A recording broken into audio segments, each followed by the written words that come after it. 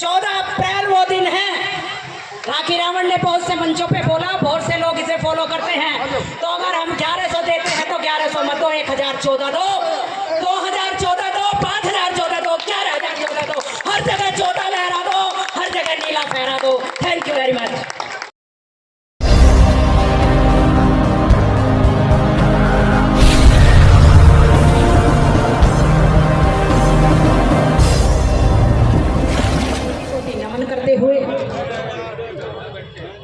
इस देश को सर्वोत्तम संविधान देने वाले नारी को उनका मान सम्मान स्वाभिमान देने वाले दलित शोषित पिछड़ों की जबान और हक अधिकार दिलाने वाले और पूरे विश्व के अंदर सिंबल ऑफ नॉलेज के नाम से जाने जाने वाले बोधिसत्व बाबा साहेब डॉक्टर BR अम्बेडकर जी के चरणों में कोटि कोटि नमन करते हुए, साथ ही बहुजन समाज में जन्मे तमाम संतों महापुरुषों एवं वीरांगनाओं के चरणों में अपने श्रद्धा सुमन अर्पित करते हुए, जिन्होंने भी, जिनके नाम हम जानते भी हैं कुछ के और कुछ के नहीं जानते, जिनमें संत रविदास जी, संत चोखामल जी, संत गाड़गे बाबा, माता सावित्रीबाई फूले, महामना ज्योतिबा फूले, ऐसे ना जाने कितने महापुरुष संत इस बहुजन समाज के अंदर पैदा हुए, जिन्होंने अपना पूरा तमाम जीवन इस बहुजन समाज को उठाने के लिए लगाया है। तो उन सभी को नमन करते हुए और 14 अप्रैल 2026 बाबा साहेब की 135वीं जयंती की समस्त मोदी नगर वासियों, समस्त जिले वासियों, समस्त देशवासियों और समस्त संसार वासियों को, क्योंकि ये जयंती किसी ऐरे गहरे नत्थु खैरे की नहीं है, ये बोधिसत्व बाबा साहेब डॉक्टर BR अम्बेडकर की जयंती है। तो उन सभी को शुभकामनाएं देते हुए बाबा साहेब के मिशन की एक छोटी सी कार्यकर्ता राखी रावण का आप सभी को नमो बुद्धाय। जय भीम, जय संविधान। हाथ उठाकर बोलो जय भीम। हाथ एक भी नीचे ना रहने पाए, नहीं तो समझ लेना आप बाबा साहेब का नमक खाकर नमक हरामी कर रहे हैं। तो जितने भी लोग पंडाल के अंदर हैं वो जरा एक बार हाथ ऊपर करके बोल दो जय भीम। बहुत बहुत धन्यवाद। इसलिए ही तो ये समाज भोला समाज है, बेचारों को जैसे भी कोई कहता है ऐसे ही कर देते हैं। बाबा साहेब के मिशन की छोटी सी बात, छोटी छोटी घटनाएं मैं 2-3 बताऊंगी कि आज बाबा साहेब डॉक्टर BR अम्बेडकर जी की जयंती पूरा संसार मनाता है। पूरे भारत में जितने programme Bodhisattva Baba Saheb doctor BR Ambedkar ji के लग रहे हैं, हो रहे हैं, मुझे नहीं लगता कि इतने प्रोग्राम किसी दूसरे महापुरुष के हो रहे हैं। ये आंकड़ा आप निकाल कर देख लो, नेट पर सर्च कर लो, सोशल मीडिया पर चले जाओ और अपने आजू बाजू के जो क्षेत्र हैं आप वहां पर नजर डालो कि कितने programme Baba Saheb doctor BR Ambedkar ji के हो रहे हैं। 1 अप्रैल से 30 अप्रैल तक बाबा साहेब की जयंती का पूरा अप्रैल महीना जाता है, लोग बड़े हर्षोल्लास के साथ बाबा साहेब की जयंती मनाते हैं। तो एक सवाल मैं आपसे पूछती हूँ, आखिर क्यों? आखिर ये बात क्यों आई कि एक तरफ बहुत सारे नायक महानायक संत ऋषि हुए और दूसरे न जाने कितने लोग हुए, लेकिन इतने बड़े पैमाने पर बाबा साहेब डॉक्टर BR अम्बेडकर जी की जयंती क्यों मनाई जाती है? क्या मुझे सामने से बैठे हुए कोई भाई इसका जवाब दे सकता है? आखिर क्यों? लोग अपनी अपनी तरीके से नहीं दे सकते तो कोई बात नहीं, जो मैं बात कहूँ उसकी अगर आपको गलत लगे तो बोल देना कि गलत कह रहे हो, और सही लगे तो मुझे समर्थन करना। लोग अपनी अपनी तरीके से बाबा साहेब को आज यूज कर रही हैं। जैसे जिसको सहूलियत हो रही है, लोग उसी तरीके से बाबा साहेब को अपनाने का काम कर रहे हैं। बाबा साहेब की जो लड़ाई, अभी मेरे अनिल भाई जी जो जिला पंचायत सदस्य हैं, एक बात कहकर गए थे, उस बात को मैं दोबारा रिपीट करती हूँ और अपनी बात को आगे बढ़ाऊंगी कि जब बाबा साहेब मात्र 5-6 साल के रहे होंगे, ज्यादा 7 साल के रहे होंगे, जब स्कूल में पैनल इंस्पेक्शन होता है तो वहां पर तमाम बच्चों से पूछा जाता है, बच्चों बताओ ऐसी कौन सी चीज है जिसे तुम देख सकते हो लेकिन छू नहीं सकते। किसी ने कहा सूर्य, किसी ने कहा चंद्रमा, किसी ने कहा चमेली का फूल। उसी क्लास में सबसे पीछे हम सबके मसीहा बालक भीम बैठे थे और उन्होंने हाथ ऊपर किया, सर मुझे भी कुछ कहना है। मैंने बड़ी बारीकी से बाबा साहेब को पढ़ा है और अभी भी पढ़ने का काम करती हूँ। वो हाथ ऊपर उठा था और बाबा साहेब जो भीमराव उस समय थे, छोटे बालक थे, उन्हें मौका मिला, बताओ भीमराव क्या कहना चाहते हो। उन्होंने कहा सर किसी के लिए चंद्रमा वो चीज हो सकती है तो किसी के लिए सूरज वो चीज हो सकती है, किसी के लिए चमेली का फूल हो सकता है, लेकिन सर मेरे लिए ये पानी का घड़ा ऐसी वो चीज है जिसे मैं देख तो सकता हूँ लेकिन छू नहीं सकता। और बालक भीम की आंखों में आंसू थे। आज आप यहाँ टेंट के अंदर बैठे हैं, जरा 3 घंटे प्यासे रहकर देखना, अंदाजा लग जाएगा कि उस समय बालक भीम पर क्या बीत रही थी कि वो गर्मी में प्यासे तड़प रहे थे और पानी सामने रखा था लेकिन वो उसे पी नहीं सकते थे। आखिर कितनी पीड़ा बाबा साहेब को उस समय हुई, क्या हमने ये सोचने का काम कभी किया है? आखिर ये व्यवस्था क्यों आई? बाबा साहेब जब इस देश की वर्ण व्यवस्था के कारण उनके लिए टाट बड़ौदा में, मैं बात आगे बढ़ाती हूँ कि कौन कौन सी व्यवस्था कहाँ से, एक ही व्यवस्था ने बाबा साहेब को जीवन भर दुखी किया और बाबा साहेब को नहीं, इस पूरे बहुजन समाज को नर्क बना के रख दिया। आप आज भी नेट पर जाओ, हकीकत मर जाओ, ऐसा बहुजन समाज की कोई बेटी, ऐसा बहुजन समाज का कोई बेटा, ऐसी बहुजन समाज की कोई महिला, ऐसा बहुजन समाज का कोई पुरुष आज भी किसी ना किसी क्षेत्र में तड़पता हुआ मिलता है, पिटता हुआ मिलता है, उसके घर को जलाया जाता है, जूती भर के आज भी पानी पिलाया जाता है। एक तरफ हम कहते हैं सब समान हो गया तो फिर दूसरी तरफ आज भी ये ऊंच नीच क्यों है? क्यों है? अगर बाबा साहेब के इतने फॉलोअर पैदा हो गए हैं तो बाबा साहेब ने जिस व्यवस्था के खिलाफ लड़ाई लड़ी, क्या हमारी ड्यूटी नहीं बनती कि हम अपने अधिकारों को बचाने के लिए, अपना मान सम्मान स्वाभिमान बचाने के लिए उस वर्ण व्यवस्था के खिलाफ जाकर जो बाबा साहेब ने हमें रास्ता दिया, हम उस रास्ते पर चलने का काम करें? बनती है या नहीं बनती? मुझे हर जाकर वो जवाब चाहिए। कितने लोग मेरी बात का समर्थन करते हैं? बनती है या नहीं बनती? बनती है। हम बाबा साहेब की बात तो बता देते हैं लेकिन क्या हमने कभी उस पर मार्ग पर चलने की कोशिश की? अरे आज हम दूसरों के चक्कर में उस मार्ग को अनदेखा कर रहे हैं जिस मार्ग को बाबा साहेब ने अपने 4 बच्चे, अपनी पत्नी और अपने जीवन का बलिदान करके हमें इतना सुंदर मार्ग दिया और हमें सम्मान का जीवन दिया। आज हम उस मार्ग को अनदेखा कर रहे हैं। अगर आप लोग इसी तरीके से अनजान बने रहे तो आने वाले 20 से 30 मात्र ज्यादा 50 सालों में हमारी जो पीढ़ी पैदा होंगी उनके साथ वही गुलामियत का एजेंडा सामने आकर खड़ा हो जाएगा। फिर वो आपको कोसेंगे कि हमारे माँ बाप जब बाबा साहेब ने हमें अधिकार दिलाया था तो क्यों नहीं बचाए? कोसेंगे या नहीं कोसेंगे? जब बाबा साहेब ने हमें बुद्ध का मार्ग दिया तो फिर हम उस पर क्यों नहीं चले?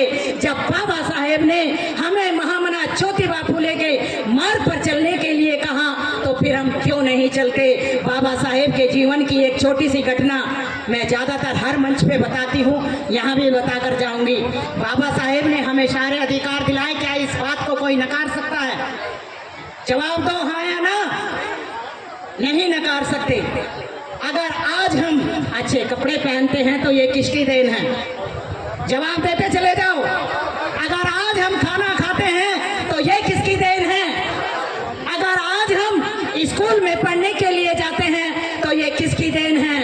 अगर आज हम नौकरी पाते हैं तो वो किसकी देन है?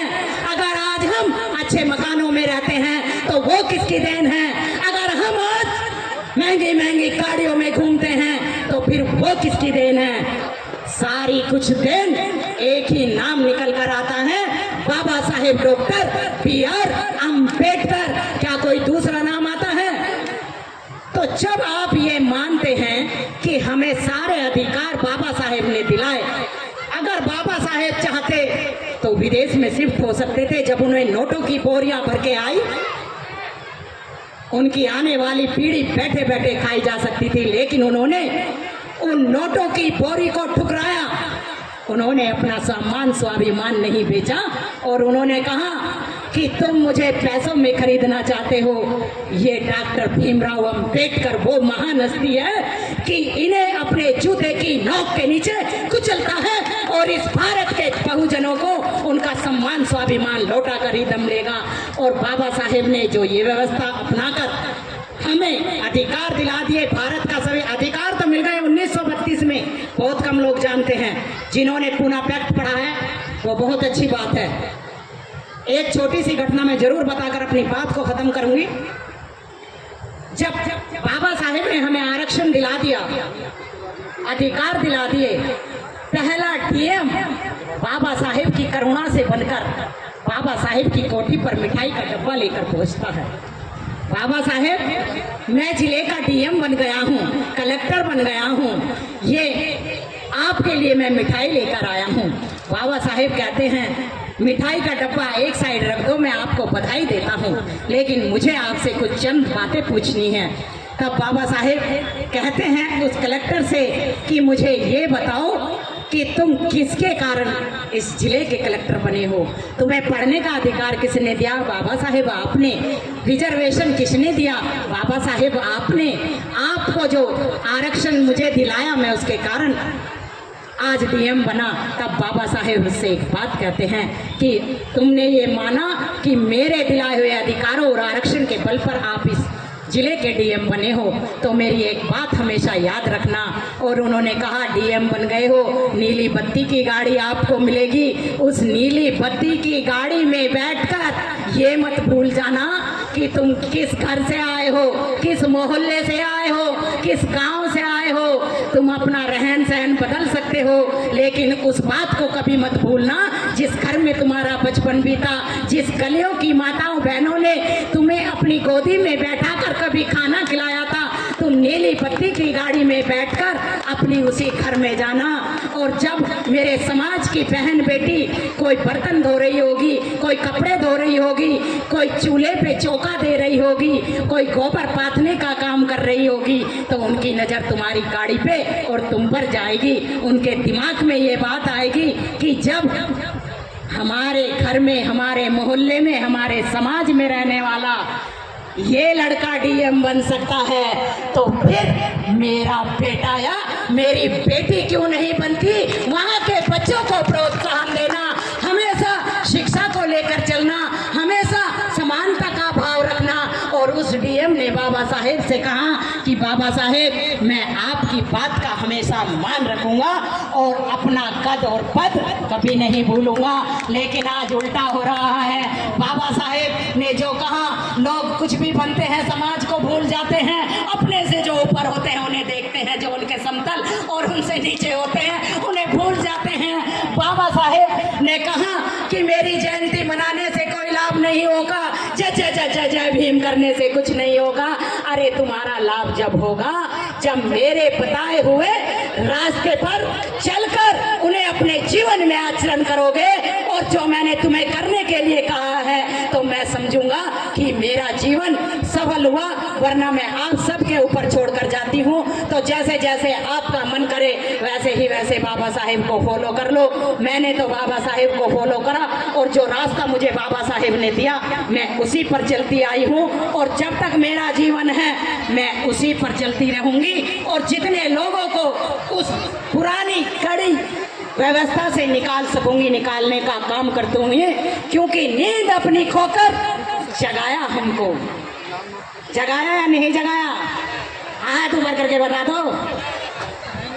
नींद अपनी खोकर जगाया हमको, आंसू अपने गिराकर हंसाया हमको। अरे भूल मत जाना उस महान हस्ती को, जमाना कहता है भीमराव अंबेडकर जिसको, भीमराव अंबेडकर जिसको। तो आओ हम सब मिलकर बाबा साहेब के सपने को साकार करने का संकल्प ले।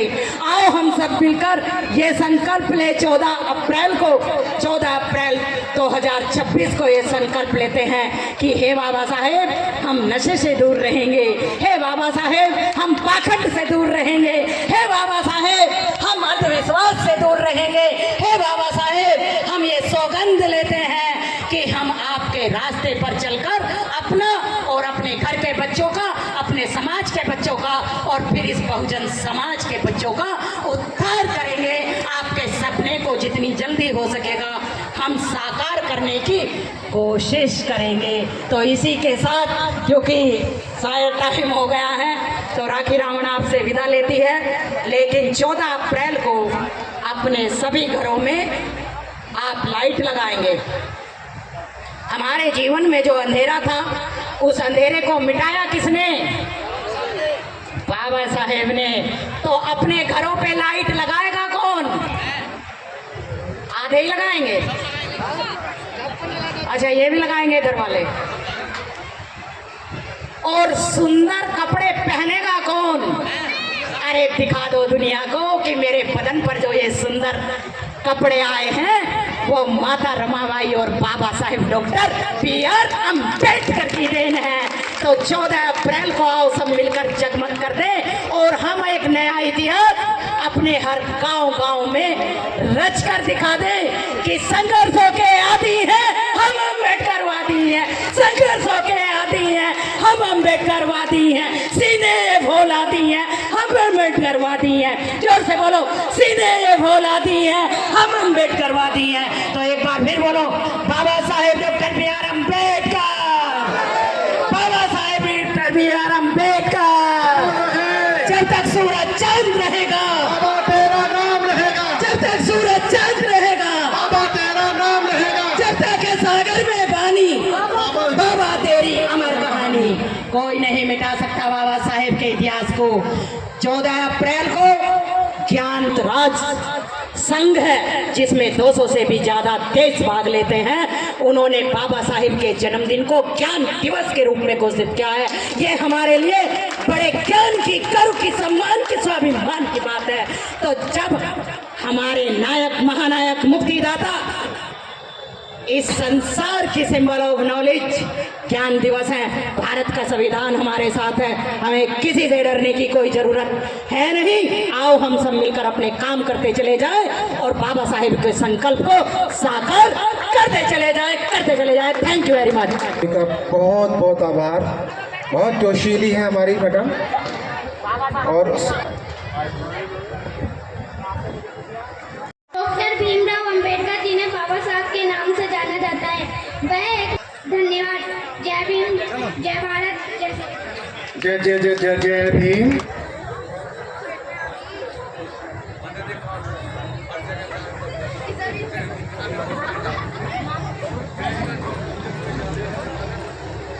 ओके, बहुत बहुत धन्यवाद देवेंद्र जी का, पूरी कमेटी, इनका हार्दिक आभार।